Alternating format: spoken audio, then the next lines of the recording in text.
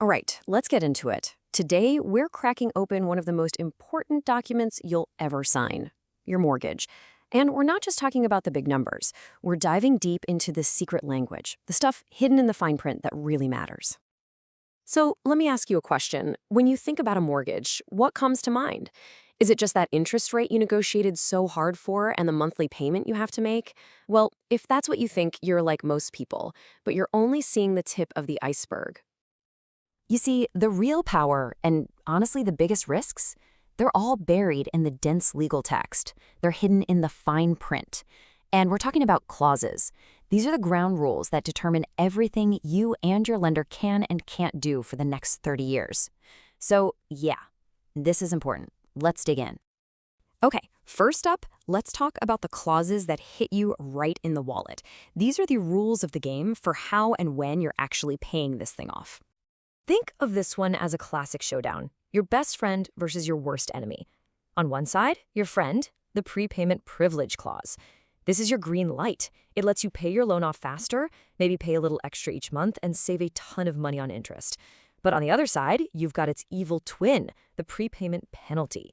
This one literally punishes you for being financially savvy and trying to pay off your loan early by slapping you with a fee. You definitely want to know which one you have. All right, now for a clause you hope you never, ever have to deal with, the acceleration clause. You can basically think of this as the lender's big red game over button. If you default, start missing payments, this clause gives the lender the power to demand the entire rest of the loan back, not just what you owe, everything. And let's be super clear about what this means. This isn't just about catching up on a couple of missed payments. If you default and they trigger this clause, your whole 30-year plan goes out the window. The entire balance is due right now. It's a huge shift in power, and it turns a problem into a full-blown crisis in an instant. Okay, let's move on. Next up are the clauses that kick in during those big life moments, like when you sell your house or decide to refinance. Now here's one of the most common clauses you'll ever see, the due on sale clause.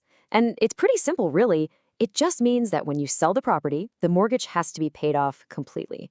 This is the clause that prevents a new buyer from just, taking over your loan. Yep, the takeaway here is crystal clear.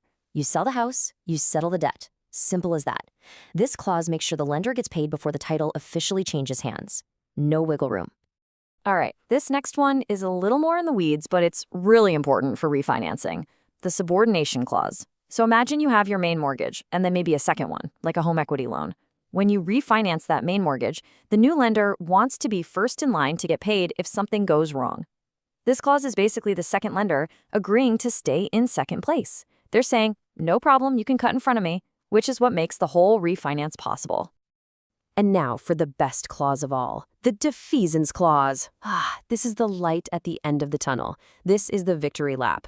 Once you make that final payment, this clause legally forces the lender to release their claim, their lien on your property. And then, boom, you get the clear title. It's the moment you officially 100% own your home. What a feeling. Okay, it's not all about rules and risks. Some clauses are actually designed to give you, the borrower, some real options and flexibility. Let's check those out. Have you ever heard people talk about tapping into their home's equity?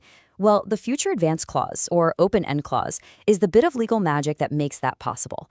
It lets you borrow more money down the road against your house, under the same loan, without having to start a whole new application from scratch. So what does this look like in the real world? Well, this fancy-sounding clause is just the engine that runs something you've definitely heard of, a home equity line of credit or a HELOC. It's the mechanism that lets you turn the value you've built in your home into cash you can actually use. Now, if you have an adjustable rate mortgage or an ARM, this next one is your best friend. It's your escape hatch. A conversion clause gives you the option to switch from that unpredictable, sometimes kind of scary adjustable rate to the rock-solid stability of a fixed-rate mortgage. It's an incredible tool for managing risk down the line.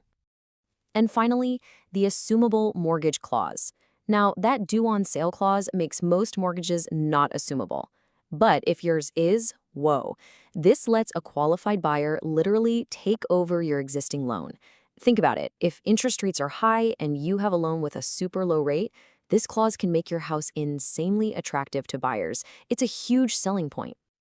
All right, let's wrap this up with a really crucial group, the clauses that are actually there to protect you. Think of these as your safety net, woven right into the contract. And this one is a biggie, the exculpatory clause.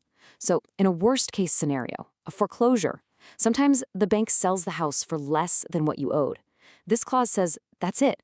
The lender can't then come after your other stuff, your savings account, your car, your investments, to get the rest of their money.